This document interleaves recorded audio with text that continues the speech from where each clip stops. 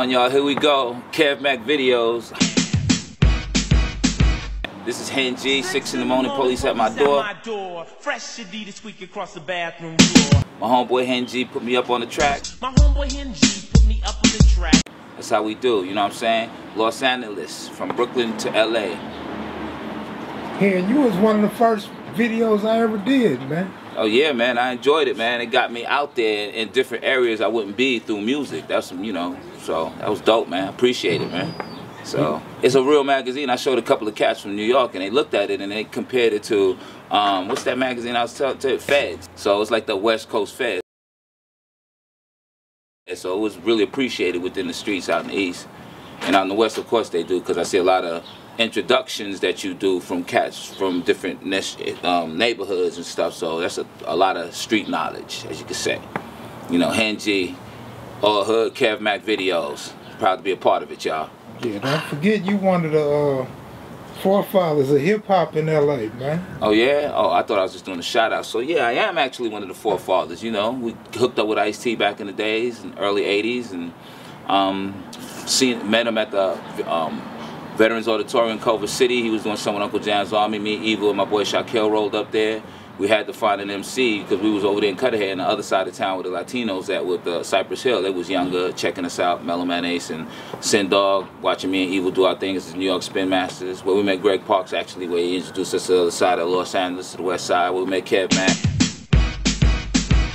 You know, Crush, a couple of other cats, you know, from Slauson and Crenshaw area. And they know what's going on with that. We was one of the forefathers. We was killing the streets. Then we met Ice. He was doing his thing in his part of town. We put it together and went international with it. And they called it, the media called it gangster rap. We just called it rap. So I guess, you know, we're the forefronts of gangster rap. We took it international. So proud to be a part of that. You know? So that was before NWA, huh? Of course it was. You can hear that 6 in the morning. I mean, actually in Art of Rap, Dr. Dre says that. And, you know, they were doing the Wrecking Crew stuff, with all due respect, with Alonzo on the other side of town. You know, so we started with. What role did you play in that record? Which one? 6 in the morning? I was there, you know, I said it within the lyrics, so I was there. I was part of the crew. You know, me and Evil with Ice. There's a lot of cats that Ice grew up with in Los Angeles doing, you know, his street thing. Was in the records as well, you know. You know, you, before Dr. Dre blew up, you know, you was one of the first people out here putting mixes out in the street. Oh yeah, I know that. Yeah, they know that. We came out here and it was crazy. Evil and I was doing tricks and everything. A lot of people were DJing out here. It wasn't a lot of really finesse moving on the turntables like that. They was just like rocking. You know what I'm saying? They was doing their thing. It wasn't a lot of cuts and scratches. We came out here and put the actual, it was the funk era, like Ready for the World and all that, Kraftwerk and Soul Sonic Force. Party people. So we came out here and threw the Mary J. Bliges and the Big Daddy Kanes and the Rakims and started rocking those in the street and mixing it with the Michael Jacksons and the other records with the M2 music. And with SOS Band and Soul to Soul. So we was doing a lot of that, mixing different records, and showed them that you didn't have to do it just through the hip-hop records. We showed them that you could mix the R&B records with the hip-hop. People thought that they could just mix hip-hop behind hip-hop, but we mixed it up and gave it a different blend. I think that came from our Honduras ethnicity, so we had a lot of Spanish music we grew up with, so we kind of mixed a lot of that. And in New York, we did that a lot too. Not just hip-hop, the bang beats. We throw a little bit of that soul, R&B. It's getting hot out here. You DJ'd on K-Day at one point, didn't you? Oh yeah, yeah. We got a plaque as the biggest teen show back in the days. It was Jammin' Gemini, Joe Cooley, Tony G, and myself, Hen Gee. We were the K-Day Mix Masters back there. We were actually the first ones. Bobcat, much respect, is the one that gave Greg Mac the name, the K-Day Mix, to name it the Mix Masters. So that came out of Greg Mac's mouth.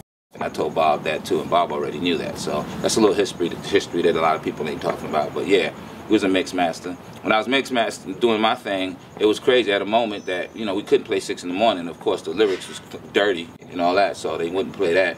And I was mixing Rakim during the mixes, like the let's say the traffic jam, and Greg told me that Rakim sounded like he's off a little bit because of his style of rap. See, that was the way he thought about that back in the days, and you guys know the Rakim era came after that. He was one of the greatest MCs, you know, in the world. So I was introducing a lot of different rap, as well as Tony G was too, because Tony introduced me to Greg Mac to be on the Mix Masters. But we introduced a lot of New York rap to the West Coast. What were some of the first clubs you hit in the early 80s? 321, the Radio Club, Carolina West. I went up there with Ice when he won that contest with, and Curtis Blow was the judge. We met Marquise 321 in Santa Monica, Dudos, Red Onion. Casa Camino Real is where I introduced, basically put the brown and black together by introducing Greg Mack to the Casa Camino Real when I was rocking, doing that big Latino community back there. You know, they was playing a lot of disco, and of course Evil and I stayed on our loop, and we played the hip-hop with the Michael Jackson, with the Prince and the Madonnas, and, you know, mixing it up with the hip-hop, so, yeah. Did you fuck with Uncle Jam's Army? Yeah, Roger, we cool. We never really did anything. They was basically really big, actually. They was really, really big. We started from the bottom, now we're here. But we started from the, the bottom. And we did the street stuff. They were in arenas doing their thing. They were older than us, so they was doing it beforehand. I was amazed when I went to this LA Sports Arena and seeing Egypt with an Egyptian outfit on stage just rocking, and Bobcat just killing it, and a bunch of dudes slamming girls on the side of the speaker from Watts, and a couple other guys from the west side of town going flipping over there waiting for the other cats that was slamming the girl. It was interesting. I acknowledged gang activity when I was just in LA, not even asking nobody, because I didn't know nobody from LA, no brothers from LA. So we just kind of ventured out and checked everything ourselves and looked at it. It was really interesting. They was looking at us crazy because we was dressed like Run DMC, because it was what we was doing in New York. Running them just took it internationally, so they was looking at us kind of like, oh, they Run DMC, ha ha ha. But they were wearing white t-shirts and just straight jeans, you know what I'm saying, and Converses. So, I mean, it was doing khakis. We had the khakis with different colors. It was just all crazy. You know, I had the lighter khakis. It had nothing to do with gang stuff, but they was looking at me like, dude must not be from here. Like, I wore all in the same gang. My conceptions, we all in the same gang. I wore like a white, I think a sky blue, real sky blue khaki suit button to my neck. And, you know, but I was saying what's up to all the rappers, Eazy-E and everybody, and I had my respect, Def Jeff, because I was me. Evil and I came to Los Angeles being us, and we are still us. That's why we're here. And with not a lot of problems going through different communities. So, you know, I actually like the streets, you know, meeting the bosses from the streets, because they're a little older now and started from the era we did. They have OGs that they've told me about, and that was kind of the first generation. So I kind of enjoy myself in Los Angeles, staying on, you know, respecting the code. That is, a lot of people out there, DJs and rappers today, they don't know the code. They open in their mouth and they can't come to certain cities and stuff. So that's kind of crazy to me. But, you know, you gotta, you know the code and see what's going on, and everything will be cool in the streets, any town, any city. Tell me about Rhyme Syndicate. How did that come to play? Rhyme Syndicate came to play because we had a lot of rappers around us. You know, Ice. We had Muggs from Cypress Hill, Dub C, Everlast, a DJ Latin, Tim Story with TDF, Crush. Who else? We had Toddy T. We had a lot of cats. They was just around us. Ice, you know, he kind of was older. He read a lot, so he read about, you know, kind of putting things together. So he came up with the word Rhyme Syndicate. We said, cool. Evil and I was his lieutenants on the side. Evil was on one side, I was on the other. So we said Rhyme Syndicate. So it was a bunch of our friends, because, you know, we all brought someone to the table and had a couple of meetings. And then Ice happened to, you know, walk into Warner Brothers and convince them that he has an organization that's really powerful before the record was made. See, Ice was a pimp in regards to that. He even told them the record was made, wasn't even made yet. So, but he told him that, and he got the check. You know, he distributed a certain amount to certain rappers. Some of us didn't actually give Ice the records. Some of us did. We happened to have a record deal. We did Bustin' Loose.